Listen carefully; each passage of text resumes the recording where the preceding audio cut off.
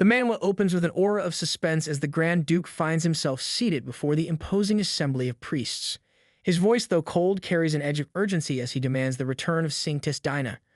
The priest responds as a calculated play of smirks and reminders, a silent acknowledgement of his initial act of taking the Saintess from the temple's embrace. Amidst this verbal duel, the head priest leans forward, his eyes locking onto the Grand Duke's with a hint of mischief. His words, measured and deliberate, weave an intricate tapestry of intrigue. You remember, of course, that she once stood as a mere mortal in your eyes, her saintly potential concealed beneath humble flesh. The words linger, pregnant with unspoken implications, drawing both parties deeper into the enigma at hand.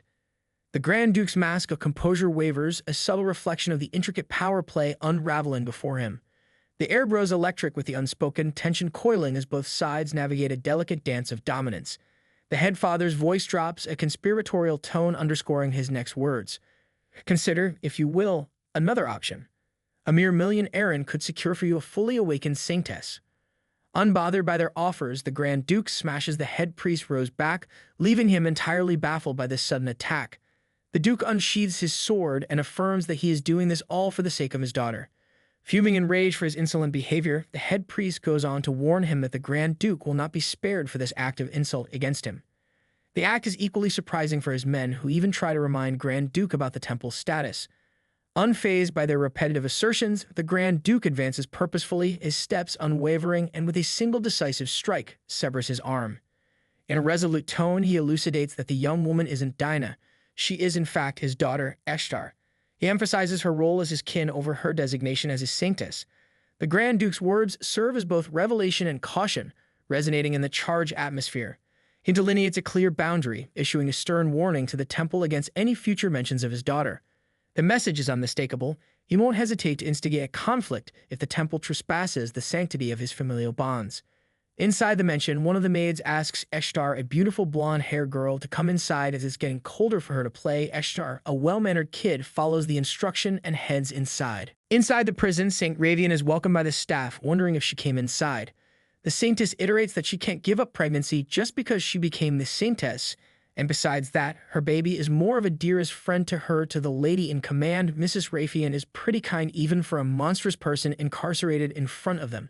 Stepping inside the prison, Mrs. Rafian strides closer to poor Dinah and inquires about her well-being. Mrs. Rafian goes on to elaborate that the weight of an immense workload burdens her in recent days, her voice faltering due to the strain of her demanding routine. She reveals that her purpose in coming here was to revitalize herself with Dinah's life force. However, her expectations are dashed as she's disappointed by the meager amount of magical essence yielded by Dinah's blood. Frustrated, she demands a deeper incision, aiming to draw more of Dinah's power. Yet, in a surprising turn, Khaled steps forward, offering his assistance instead. Overwhelmed by his unexpected intervention, Ms. Rafian concedes, allowing him to perform the extraction. As Khaled strides ahead, he unsheaths his holy sword, brimming with divine blessings. Unfortunately, Dinah is rendered powerless, unable to do more than voice her objections to this painful process. Regrettably, her words hold no sway over the cold-hearted Khaled.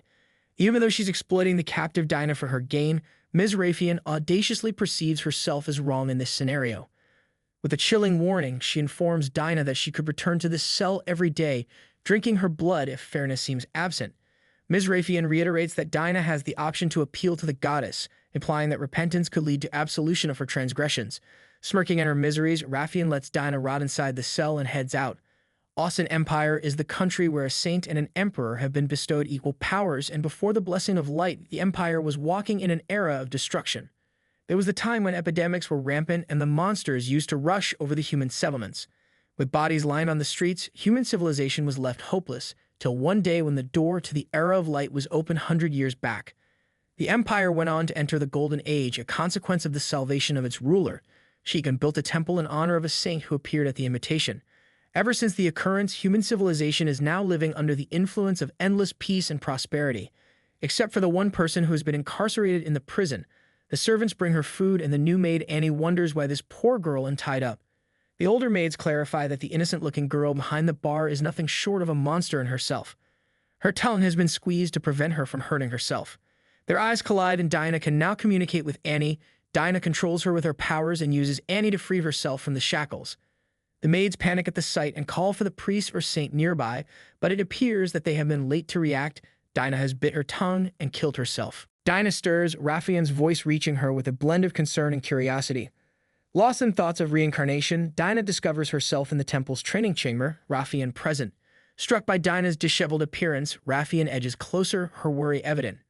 However, Dinah's sudden panic propels her to retreat despite their profound childhood connection. In earlier days, their companionship was unbreakable. Raphian's apprehension for Dinah's welfare is founded, leading her to recommend a break, underscoring her genuine care. Meanwhile, murmurs ripple among fellow students in the hall, questioning why esteemed Ms. Raphian is investing attention in the unremarkable Dinah. Clear distinctions mark the students. On Dinah's journey back, a nun apprehends her for slipping out of class. The nun takes the moment to remind Dinah of her lagging progress and the absence of standout talents. This serves as a stark reminder of the urgency for Dinah to exert unwavering effort to maintain her standing within the temple's ranks. However, the death does not end her chapter but rather brings her back to life, wondering why can't she die even if she desires to. Though she soon realizes that this is not the right to ponder such wandering thoughts and hurries on to check the time and date of her reincarnation. It's August 4 of the year 381. In her earlier 12th and 13th reincarnation, she opened her eyes in April 382, almost a year from now. She wonders if this is the last time she is regressing in time. However, she sheds her thoughts thinking that there is not much hope for her. No matter how many times she regresses in time, the orphan candidate will be king of temples, leaving her no place to save herself.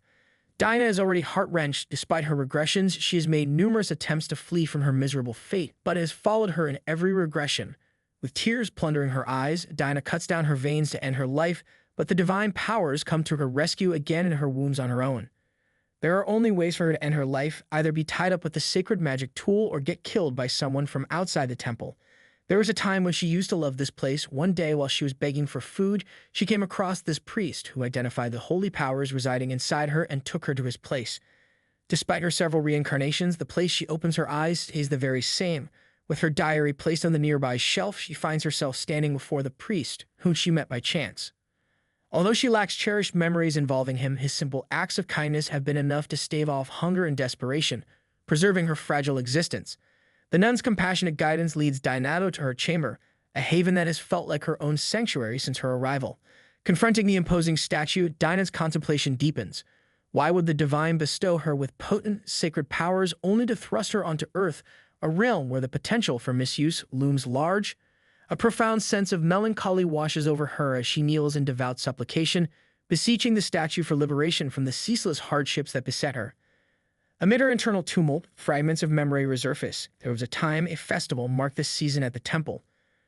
A glint of possibility emerges in Dinah's thoughts, offering a potential route to end her suffering and attain solace. Inside the temple, the students are running all over the place in the preparations for the forthcoming festival. It's celebrated every year. The heads of 4 pivotal families attend the festival, and out of them, one is Archduke Geheim the Regia, the man who never lost a war. He is an assassin who is crazy for war and slaughters and knows to never leave a piece of grass in the war. Even her thoughts send chills down her spine. Dinah trembles and the apples fall off her hands. The nun scolds her for not being attentive as Dinah collects the apples from the floor. With the divine powers bestowed upon her, it is evident that Dinah cannot die alone. She decides to concord a plan and somehow fall prey at the hands of the monster Duke. On her way into the gallery, Khaled calls her name. Khaled is the son of a famous aristocrat and one of the famous apprentices in the temples as well.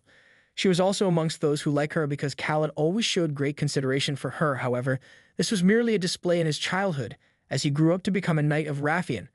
Khaled never tried to save her once from the pain and sufferings. Therefore, Dinah now despises him as a mere hypocrite. Khaled anxiously inquires about her health because she surely does not look fine. However, Dinah avoids him and leaves in sight, maintaining that she has a lot to do for the preparation, and Khaled can only see her leaving him so abruptly. Inside the temple, the students are mesmerized by the astonishing personality of Mr. Ben, who goes by greeting the girls Camilla and Ellie. Wondering how one can be so perfect like Mr. Ben, they affirm that his perfectionism has kept Mr. Ben beside the monstrous Duke. When it comes to his master, the Archduke, Mr. Ben is always aware of the smallest developments around him, even the birds buzzing outside Duke's room. He goes by the reputation that Mr. Ben knows everything.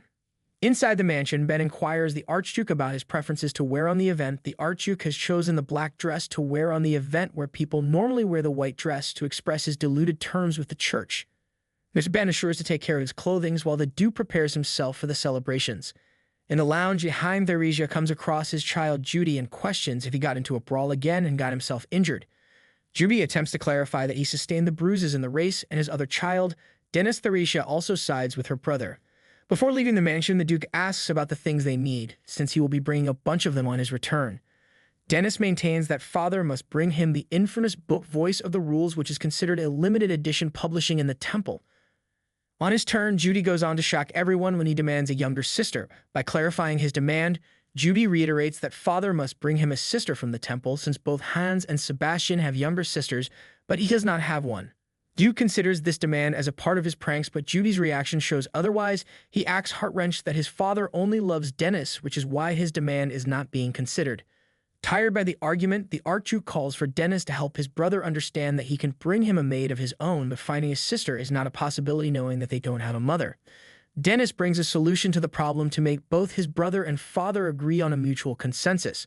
Dennis proposes that their father should give a consideration to adopting a child. As the carriage sets off for the temple, Mr. Ben takes a moment to reassure Duke, emphasizing that there's no need for him to be overly concerned about the audacious demands put forth by Judy.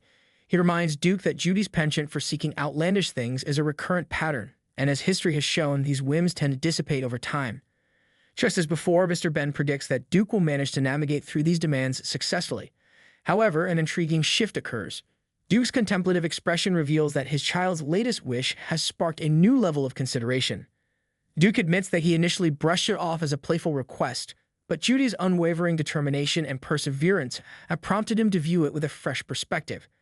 He acknowledges that this matter deserves more thought and that he intends to give it the serious consideration it warrants. Ever since the unfortunate passing of their mother, Duke has been determined to ensure his children lack for nothing. His approach has been to indulge their every desire, hoping to fill the void left by their mother's absence. Paradoxically, this strategy has inadvertently led to a new dilemma. His children have grown weary of the excess materialism he's inundated them with. The constant stream of possessions and indulgence has given rise to a sense of discontent among them, leaving Duke to grapple with the unforeseen consequences of his efforts to provide solace. Getting more material products like toys does not give them affection like a sister might. They have grown up in an environment deprived of affection, and bringing a good child can be beneficial in teaching the boys what real bonds mean. Though adoption is not an easier decision to make, Duke is confident in his intuition that he has never been mistaken. The notion of adopting a child fills him with anticipation, igniting a desire to provide love and care to a young soul. On the day of the grand celebrations, the priest ascends the stage to deliver his speech. Amidst the reverent chatter, Jaime Theresia exudes an air of indifference, seemingly unperturbed by the words being spoken. Seated amongst the rows of students, Dinah's aspirations seem to be unraveling right before her eyes.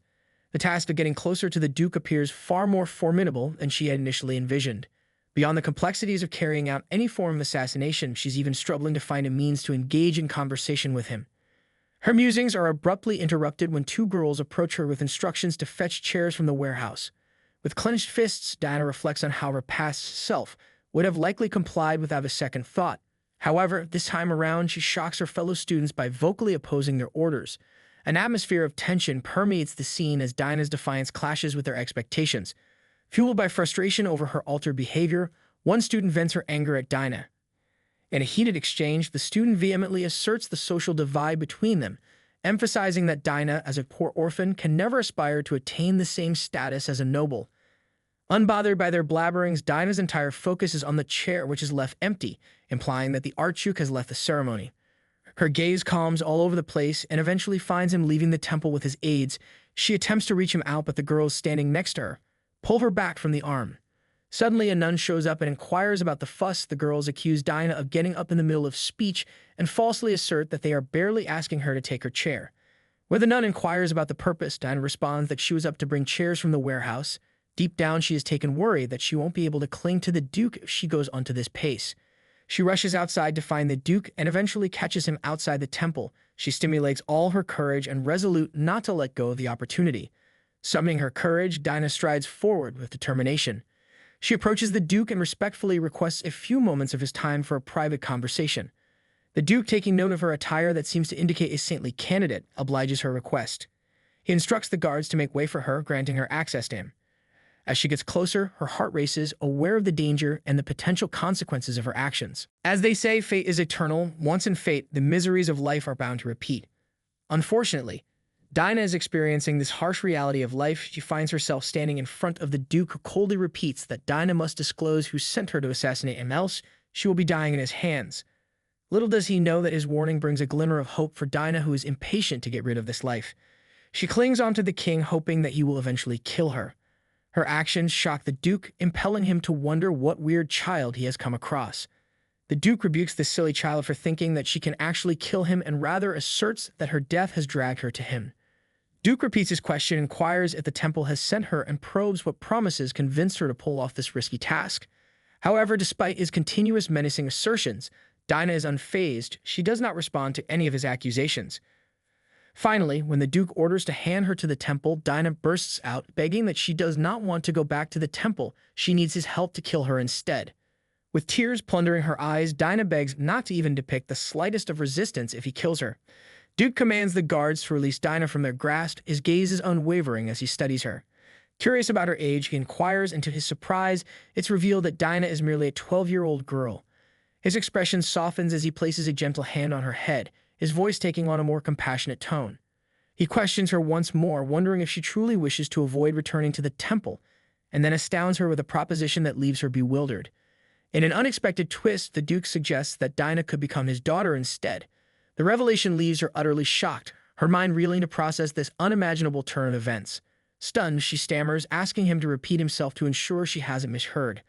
With a reassuring nod, the Duke confirms his offer, his eyes kind yet determined. Overwhelmed by this unexpected proposal, Dinah's thoughts race.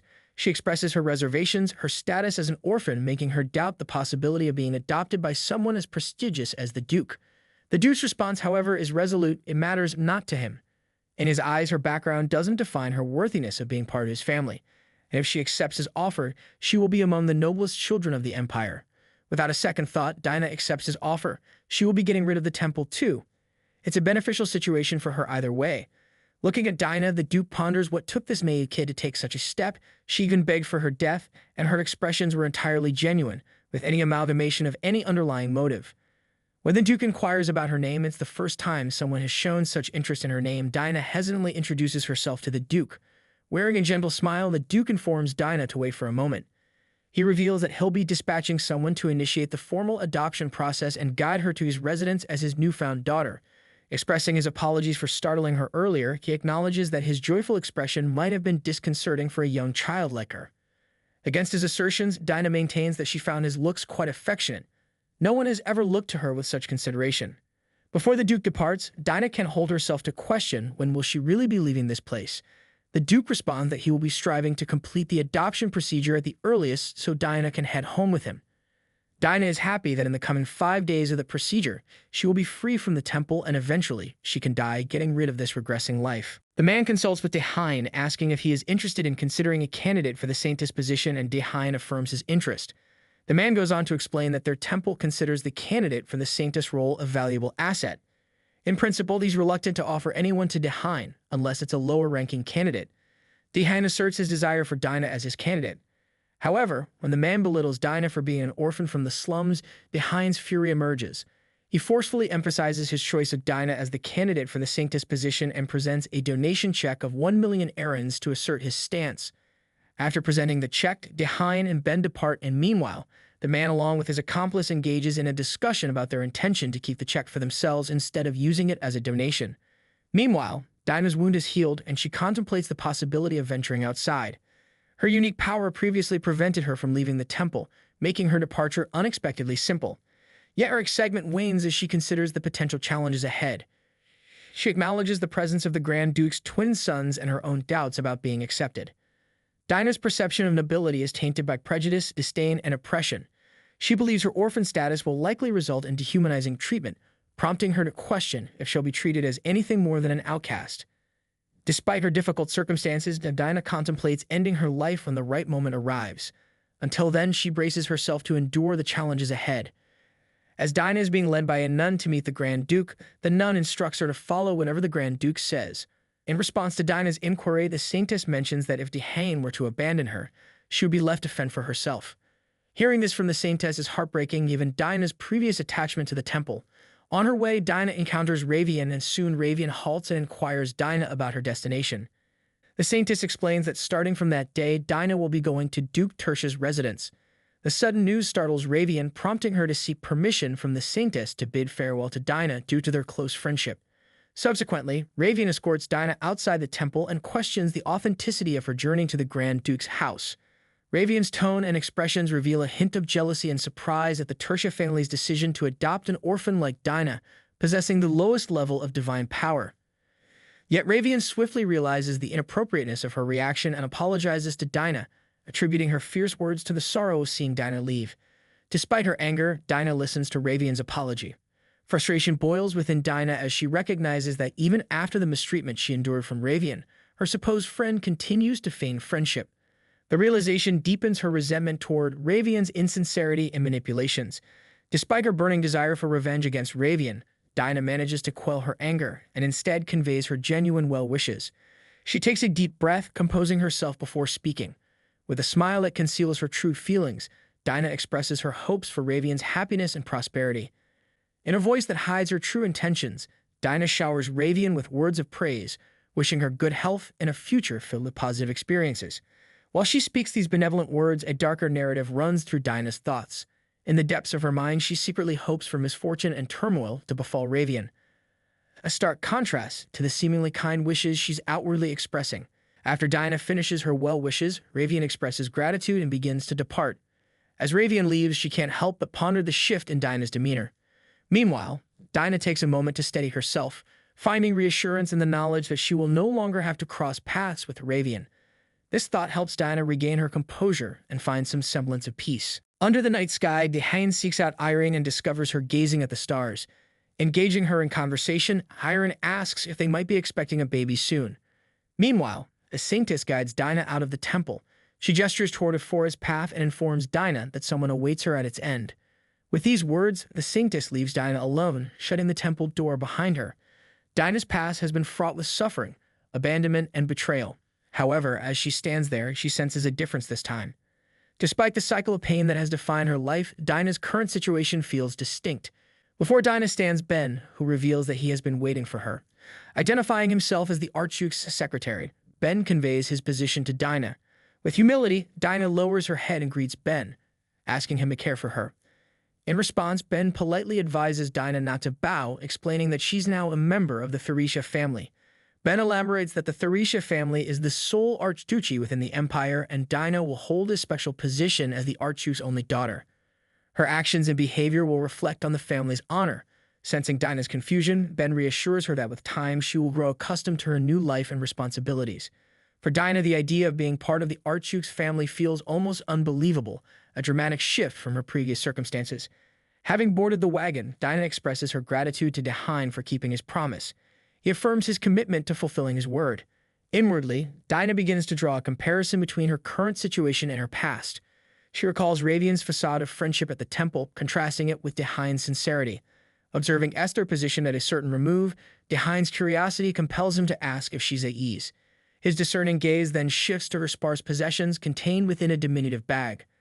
The Archduke foresees a multitude of acquisitions that lie ahead, contrasting with Esther's humble outlook. She humbly states that she doesn't require many material possessions, considering her eventual plan to end her life. This contemplation prompts Dehain to reflect on the disparate approaches to communication exhibited by Esther and Judy. He muses about Judy's straightforwardness in expressing his desires compared to Dinah's reticence. Dehain finds himself uncertain about Dinah's preferences and wishes she could be more direct like Judy in communicating her needs. Choosing to create a fresh identity, Dehain resolves to rename Dinah. Recollecting a conversation with Irene where she expressed a desire to name their child after a radiant star, he decides on the name Esther. Sharing this decision with Dinah, he elaborates that Esther symbolizes a child who gleams like the stars. Upon hearing this, Dinah, now called Esther, responds with a hint of bitterness, stating that she has lived a life shrouded in darkness and doubts her ability to ever shine. In contrast, Dehain holds a more optimistic perspective. He counters her self-doubt, asserting his belief that she possesses the potential to illuminate the world. Embracing the moment, he joyfully welcomes Esther into the Theresia family with her new name.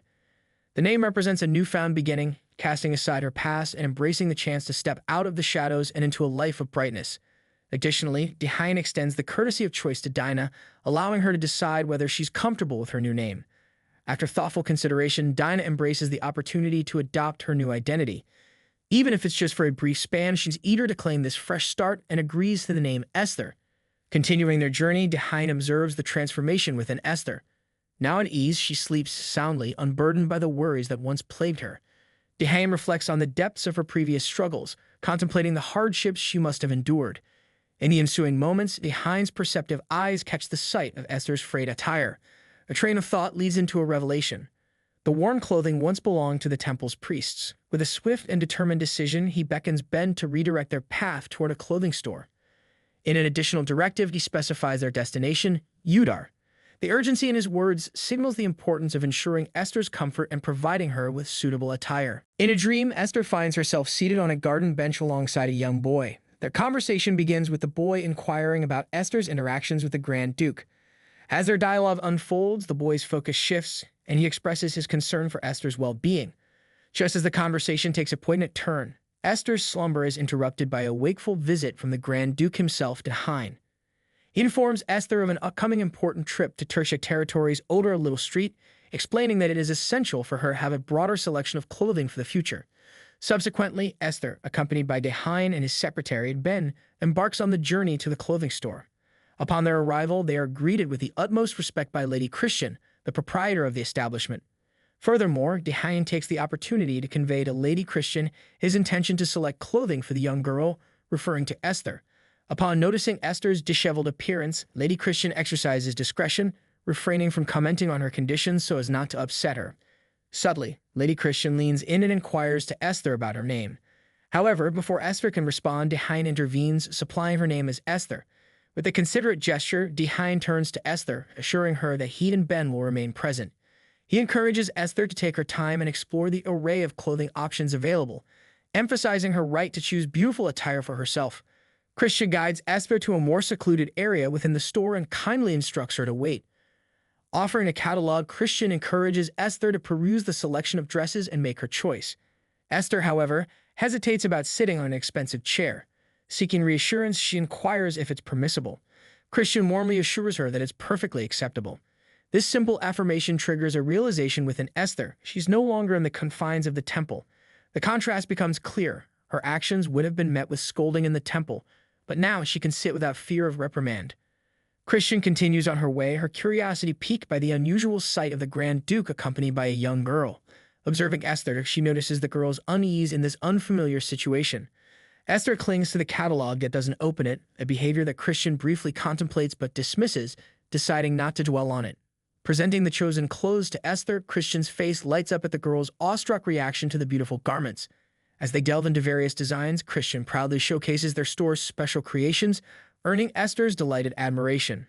After considering her options, Esther makes her selections. Christian's experienced eye notices Esther's petite face, and she skillfully offers advice on which style would best suit her. Yet within herself, Esther contemplates the futility of acquiring such things since her departure is imminent. As she finally rejoins Dehain, she can't help but seek his opinion on her appearance, questioning if she looks strange. Dehain, upon seeing Esther, is immediately struck by her resemblance to Irene and envisions what their hypothetical daughter might resemble. He assures Esther that the dress suits her perfectly. The simple act of donning the dress fills Esther with a euphoric sensation, as if she's floating on air. Curious about the fit, Dehain queries Christian if the dress is the only suitable size. Christian responds that there are still more options to explore. Esther soon emerges in yet another dress, and her beauty shines even brighter than before. Amidst the unfolding scene, Dehain turns to his secretary, Ben, instructing him to acquire all the dresses that Esther has sampled during her fitting. In a gesture of finality, Dehain also commands Ben to discard Esther's previous attire, recognizing that she will no longer have any need for those worn-out garments. In stark contrast, Esther finds herself enveloped in a sensation akin to a dream. Soon after, Dehain escorts Esther to the grandeur of the Grand Duke Tertia's mansion, a place that will now become her permanent residence. Dehain proceeds to inform Esther that this magnificent mansion also serves as the dwelling for the Grand Duke's sons, adding another layer of significance to her new home. This revelation underscores the prestigious and exclusive nature of her new surroundings, highlighting the unique position she finds herself in. Esther and Dehain are warmly received by the mansion's staff, and Delbert approaches them to extend a gracious welcome to Dehain. Curious about the whereabouts of the twins, Dehain inquires to Delbert about their location, and Delbert informs him that they are upstairs. In the midst of this, Esther feels a mixture of confusion and nervousness, unprepared for the presence of so many people. As Delbert conveys Dehain's request for the twins to come downstairs, Judy and Dennis make their appearance, addressing Dehain as Dad. Judy notices Esther at Dehain's side and inquires Dehain about her identity, playfully referring to her as a brat. In the midst of this interaction, Esther and Dennis share a meaningful gaze. Prompted by Dehain, the twins descend to greet Esther, setting the stage for their initial encounter. Dehain proceeds to inform the twins that Esther is now their sister, a revelation that takes Judy by surprise, eliciting a more pronounced reaction from him. As this news settles in, Esther realizes that in the eyes of the twins, she's essentially an unfamiliar presence and she doesn't expect a warm reception. Nevertheless, Judy approaches Esther and casually questions if she's younger than him. Filled with curiosity, Judy turns to Dehain and asks him how he managed to acquire a sister so quickly. In response, Dennis playfully chides Judy, calling him an idiot, and clarifies that Esther has been adopted by their father, Dehain. Dehain reaffirms this, officially declaring Esther as their sister going forward. Judy inquires to Esther about her origins, prompting Esther to introduce herself before revealing that she hails from the temple. Judy, taken aback, questions whether Esther was plucked from the temple, but Dehain intercedes, cautioning Judy and threatening to involve a tutor if his behavior persists. Sensing the rebuke, Judy decides to depart, assuring Esther that they'll meet later. However, Dehain halts Judy and instructs him to accompany Esther around the mansion. Judy, seemingly reluctant, counters that he has plans with his friends. Searching for Dennis to delegate the task of giving Esther a tour, Judy discovers Dennis missing, leaving him no choice but to take on the role himself. Initially, Judy escorts Esther to the mansion's second floor, clarifying that this area is mostly utilized by their father, Dehain. He goes on to explain that guest rooms are situated on the third and fourth floors.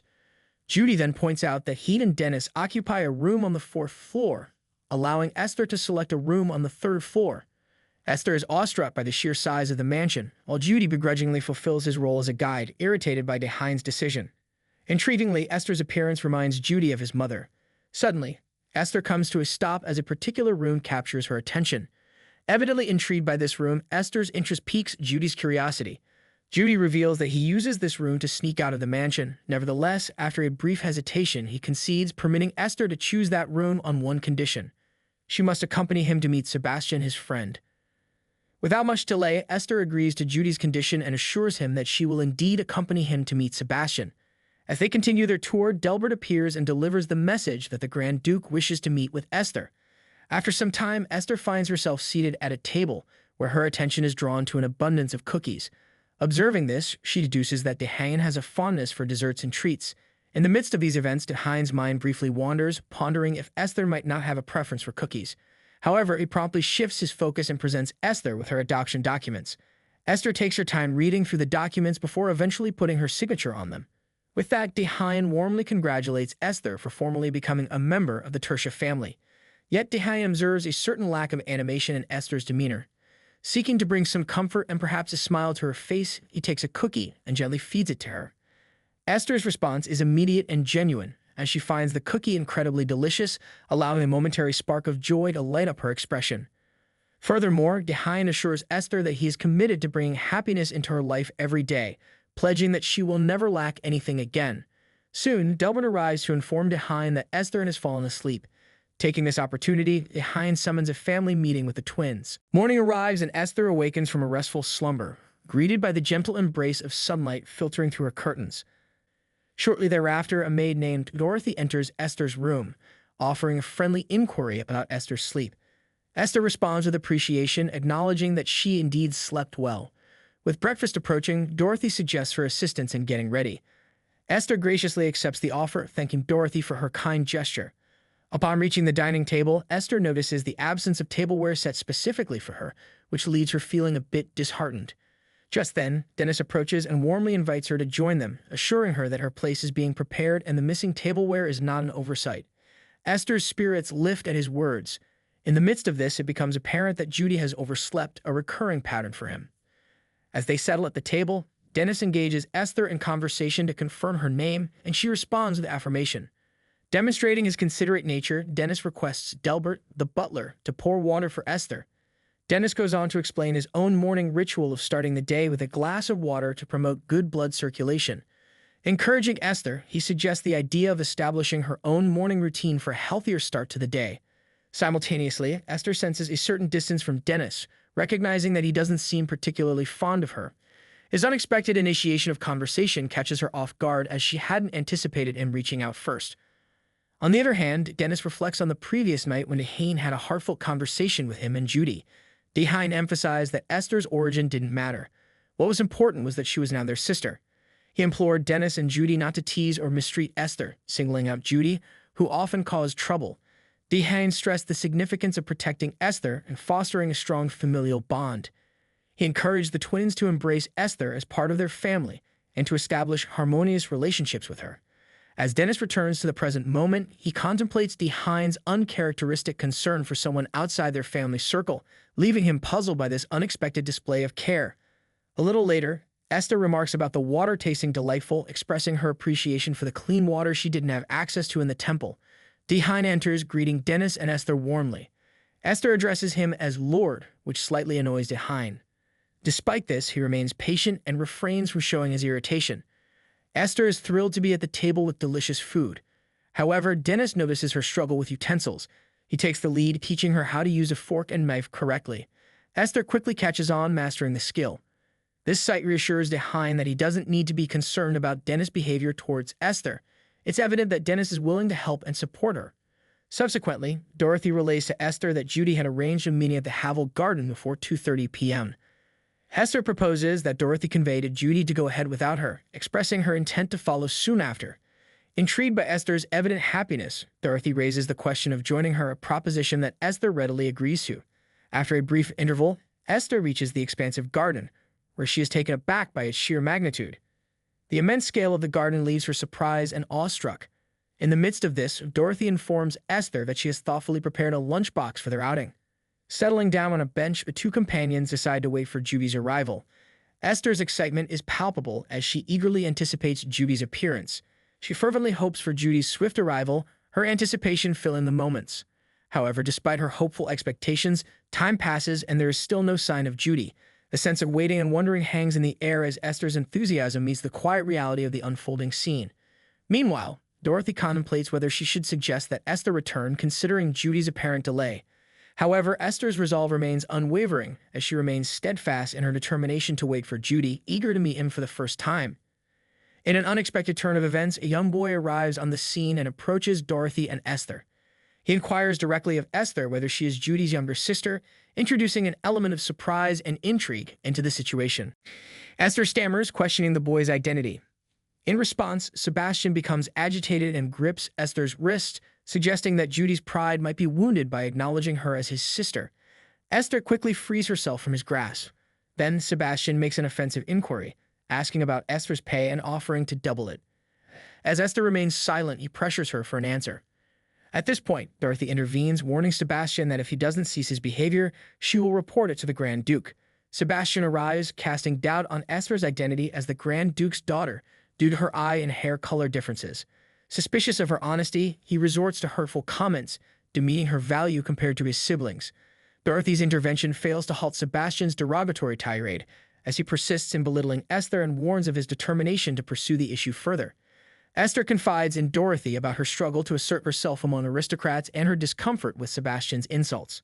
Their conversation is momentarily interrupted by a cheerful dog named Happy, briefly alleviating the tense situation. Eventually, the dog departs. Judy's anticipation of the talking bird is crushed, leaving him feeling disappointed. As he notices the time surpassing 5:30, he begins to assume Esther might have left. Overcoming his initial doubts, he opts to explore the garden. Finding Esther and Dorothy in cheerful conversation alongside Happy, his annoyance is evident as he questions Esther about waiting without him. However, his tone softens quickly as he clarifies that his frustration wasn't aimed at her. This encounter captures Judy's changing emotions from disappointment to concern, showcasing his evolving relationship with Esther. Esther expresses her contentment with the peaceful setting and assures Judy that his delay didn't affect her negatively. To her surprise, Judy lifts her onto his back in a lighthearted manner. Unsure of her place, Esther initially addresses him as Master, but Judy's laughter and reassurance dispel her unease. He humorously explains her weight is inconsequential. Juby suggests she calls him Appa to emphasize their sibling bond. On their way back to the mansion, Judy pauses to apologize for his tardiness, revealing his considerate nature and deepening their budding camaraderie. Esther swiftly brushes off his apology, expressing contentment with his presence. They wander through the garden, Esther comfortably perched on Judy's back, discussing the flora and the serene atmosphere. Her initial hesitance transforms into ease around Judy, her newfound brother. The playful banter and light-hearted interaction exemplify the budding bond between them. The conversation deepens as Judy emphasizes that waiting for others shouldn't be seen as enjoyable, advising Esther to value her time more. He asserts that if someone were to make Esther wait again, he wouldn't allow it to happen without taking action. This exchange reflects Judy's growing sense of responsibility towards Esther's well-being and his determination to stand up for her. In this moment, Judy truly embodies the role of a protective older brother, although he notices that Esther is quite light. Upon arriving at the mansion, Delbert notices Judy carrying Esther and rushes to assist, but Judy insists he step back. Judy reiterates his commitment to prioritize his promises with Esther moving forward. Meanwhile, Dennis keenly observes Judy's chivalrous actions, possibly gaining a new perspective on his brother's relationship with Esther. This scene portrays Judy's evolving role as a caring brother and sets the stage for deeper connections within the family. Once more, Esther finds herself immersed in the dream featuring the same boy as before. In her slumber, the boy awakens her with a gentle yet reassuring touch. As her eyes flutter open, Esther recognizes the boy from her previous dreams. He informs her that her fever has subsided and confesses that her illness pains him deeply. While Esther grapples with her curiosity about this kind-hearted boy, she suddenly awakens to reality. To her surprise, the Grand Duke and several others are present. Judy queries whether Esther recognizes him, leaving her baffled by the unexpected gathering of familiar faces. Shortly after, Judy clarifies to Esther that she felt ill upon returning from the garden, remaining unconscious for 2 days. The notion of a saint's awakening crosses their minds, but even that extended duration seems unusually lengthy. Esther gathers her thoughts and offers her apologies to Dehine and Judy. After examining her, Dehine assures Esther that her fever has abated. He questions if she might have a disposition toward fragile health, a notion Esther disputes, affirming her general well-being. Adding to this, Judy offers Esther a plush teddy bear, chosen for its resemblance to her. Esther contemplates whether her impending saintly awakening could be tied to her recent illness. The boy from her recurring dreams remains a constant presence in her thoughts, leaving a profound impact. In due course, Dorothy requests entry into Esther's room and, upon receiving approval, brings the doctors along. As they approach Esther, Dorothy cautions the doctors to exercise care, and they assure her of their utmost attention.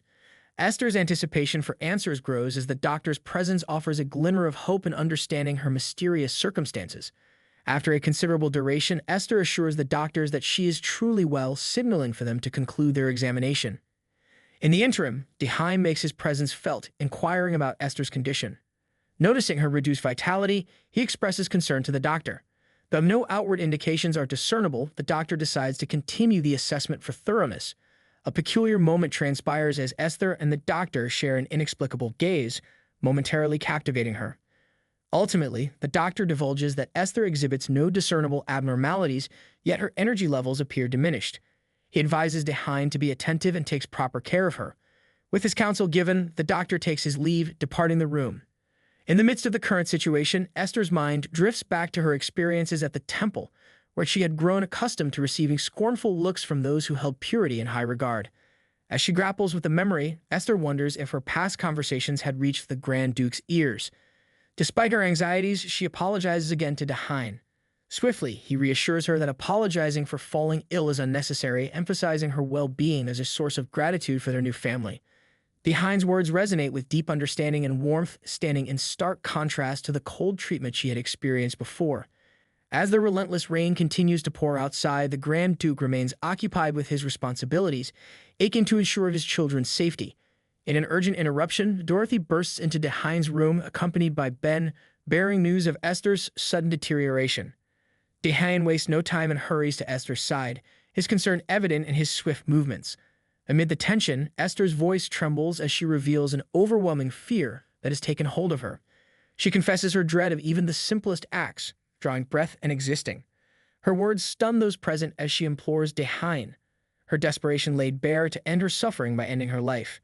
The room is filled with a heavy silence, the weight of Esther's plea hanging in the air, leaving everyone shocked and uncertain. Amidst the heavy rainfall, Ravian senses Dinah's Esther's real name, somber mood, and suggests that such weather affects her adversely.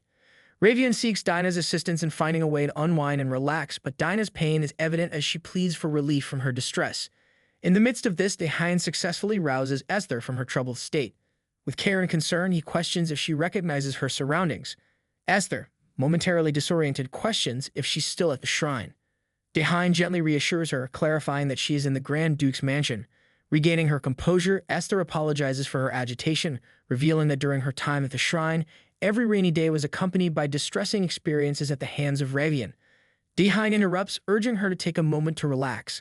Curious and concerned, Dehain inquires to Ben about Ravian's identity and the nature of the traumatic events that occurred at the shrine. With care and reassurance, Dehain lifts Esther onto the bed and promises to stay by her side until the thunder subsides.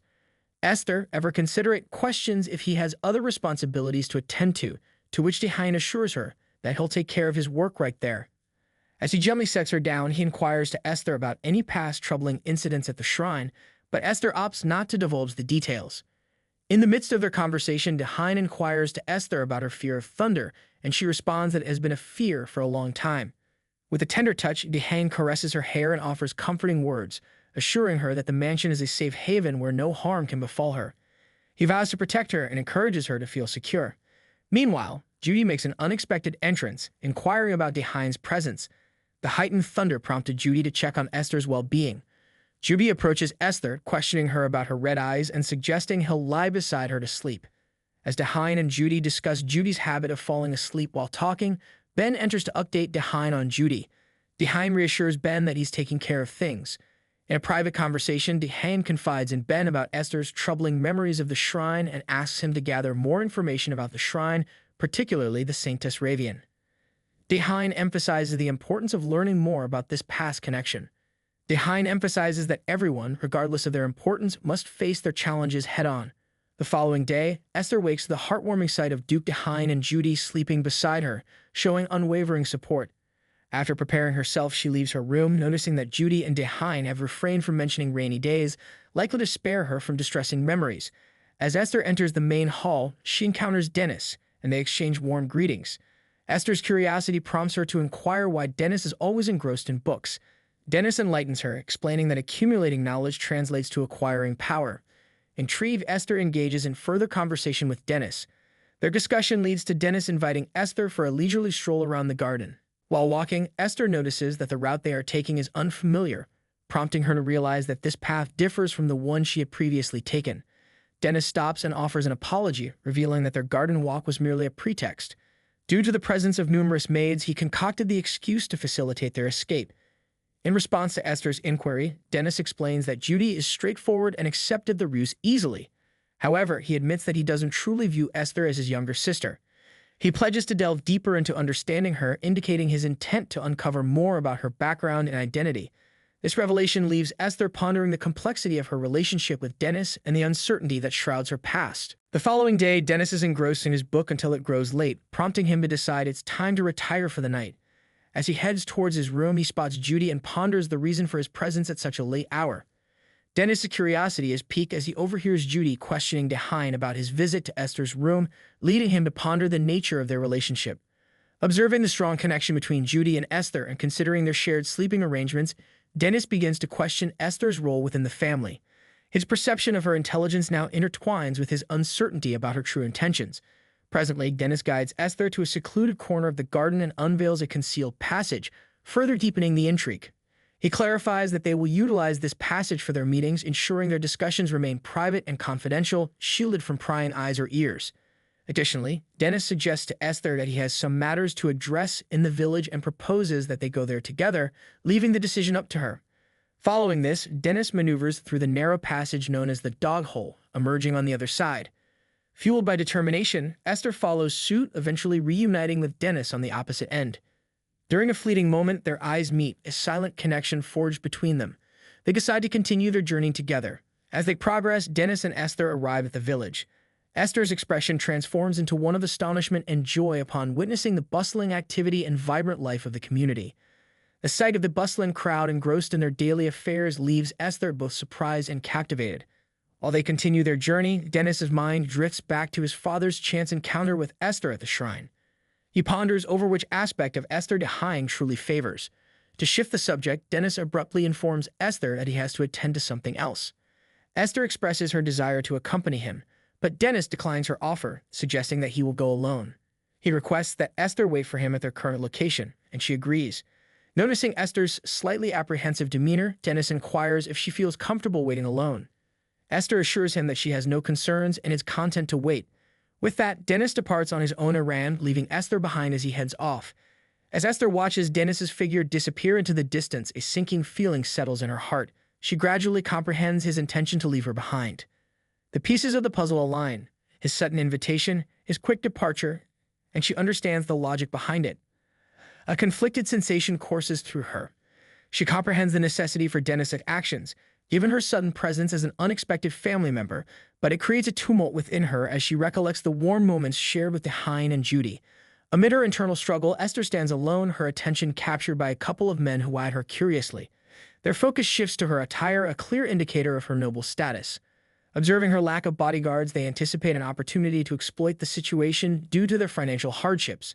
However, Esther's response takes them by surprise. She speaks of her willingness for death, suggesting that her kidnapping would be in vain, given her past experiences of abandonment. Her willingness to even provide them with a knife shocks the men. In the midst of this unsettling encounter, Dennis intervenes, arriving at the scene and questioning Esther's familiarity with the men.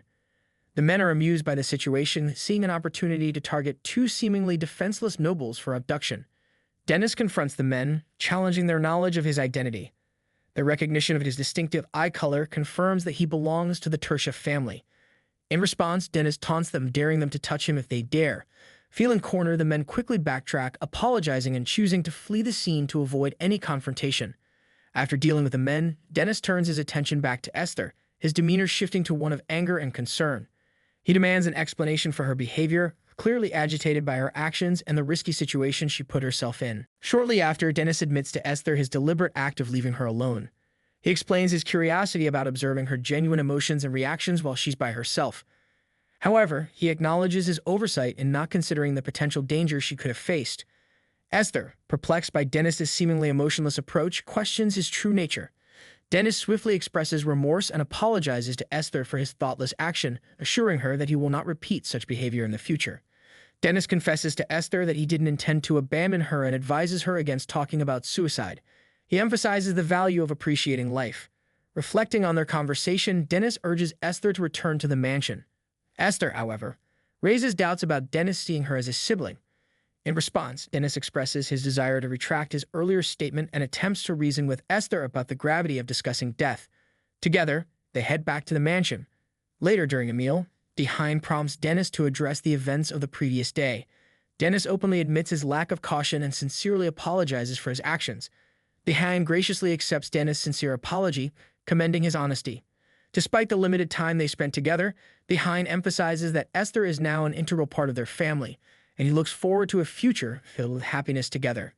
The conversation then shifts to the approaching birthdays of both Dennis and Judy. Dehaing seeks their input on how to celebrate the occasions. Dennis proposes a masquerade party, where disguises would add an element of intrigue. Judy suggests a book discussion, aiming for a more intellectually stimulating event. Amid a contemplative pause, Dehaing breaks the silence and reveals his unique plan for the upcoming birthday celebration.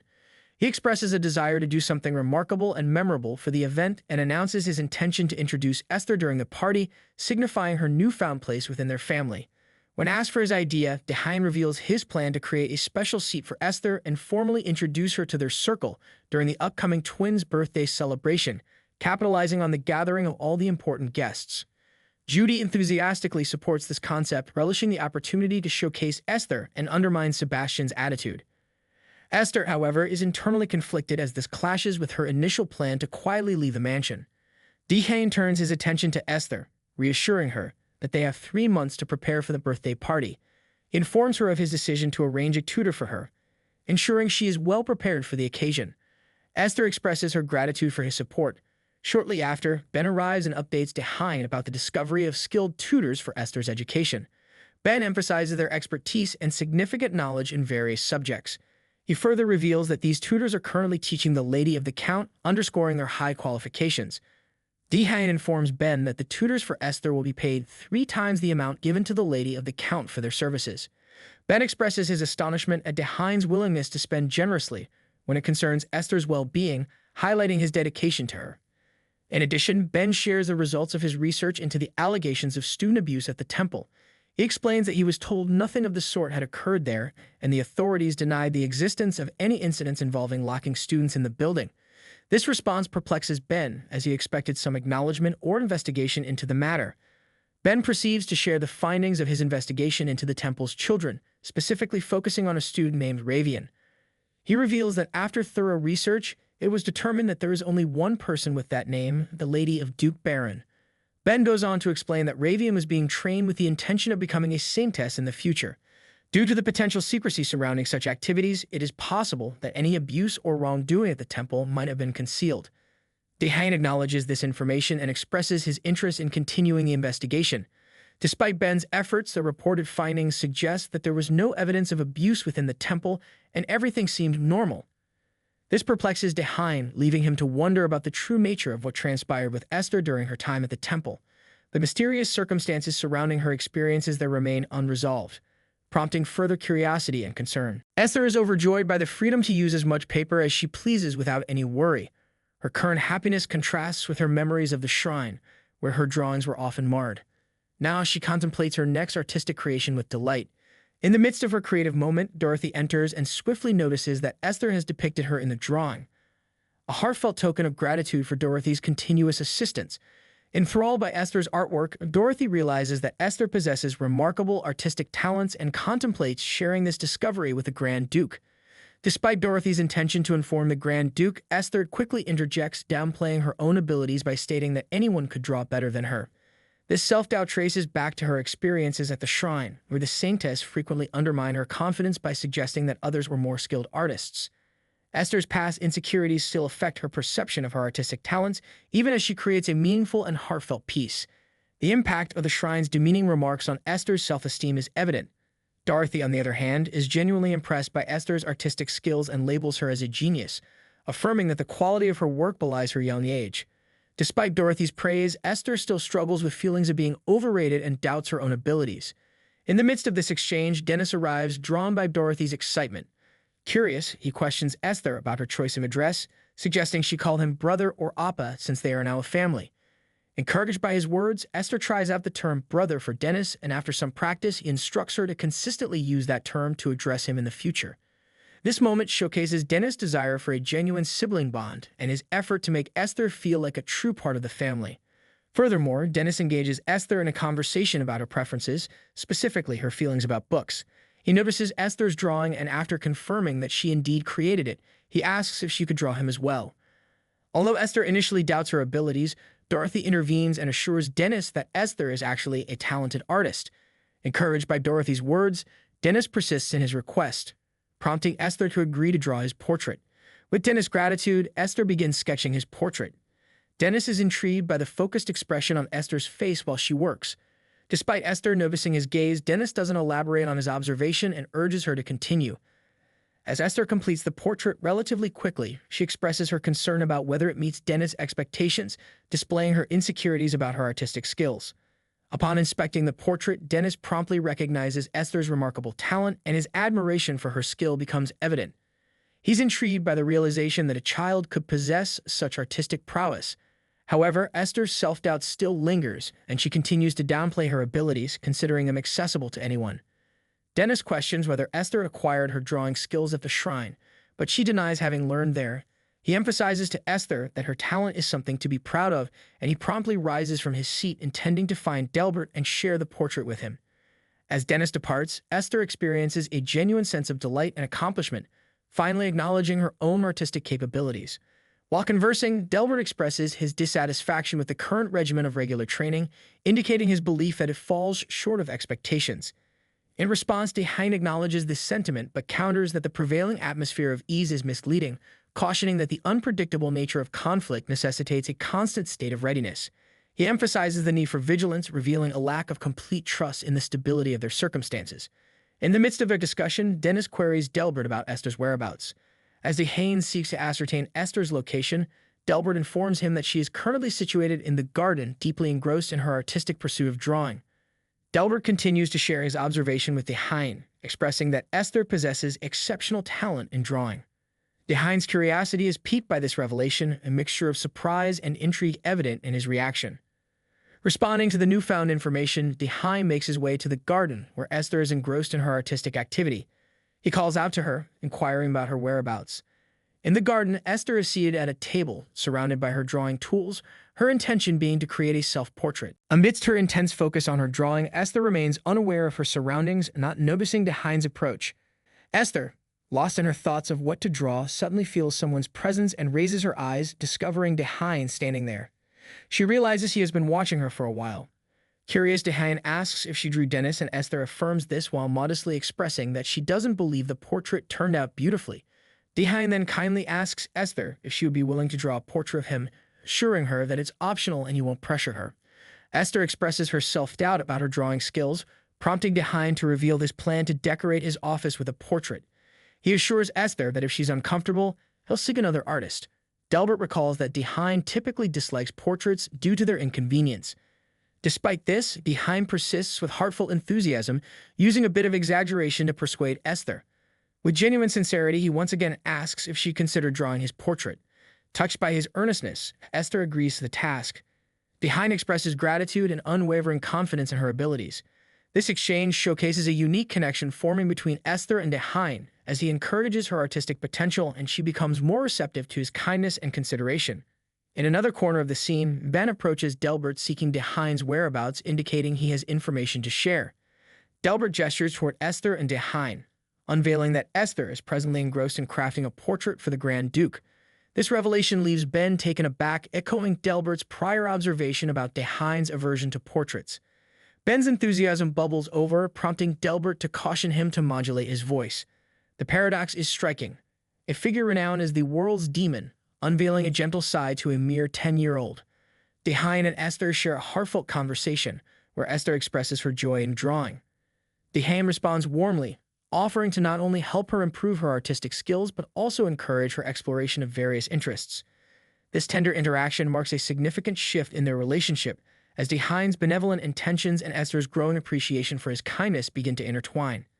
Esther is struck by his benevolence, but she remains cautious, wondering why Dehaene is being so kind.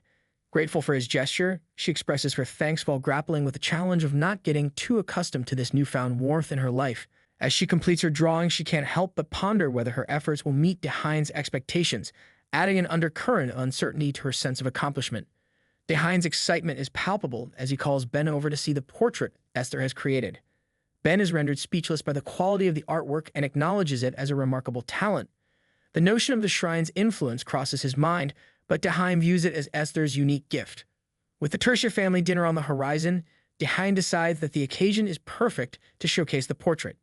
It's a testament to Esther's rapid development and a chance for the family to celebrate her talents. The discovery of Esther's artistic ability adds another layer to her identity within the Tertia household, promising a memorable and meaningful evening ahead. Dehaene's excitement grows as he learns that Dennis possesses the frame won at the auction, prompting him to request Delbert to find an alternative fancy frame for the portrait. The fact that Dehaene is so invested in displaying the portrait indicates his genuine admiration for Esther's artwork. Esther, on the other hand, is taken aback by Dehaene's unexpected reaction. She had previously perceived him as much stricter and is unsure of how to respond to this newfound warmth. The idea of her portrait being showcased at the upcoming Tertia family dinner is beyond Esther's expectations, leaving her in a state of amazement. The affectionate and kind treatment she's receiving is a stark contrast to her previous experiences and is a novel feeling for someone who has never encountered such care and attention since her birth. This turn of events marks a significant shift in Esther's life within the Tertia household. And that wraps up another thrilling recap, but the adventure doesn't end here. Prepare to be shocked by our second recap's unexpected plot twists and witness the evolution of your favorite characters. Subscribe to our channel if you want more twists, turns, and heart-pounding stories. Stay tuned for our next recap.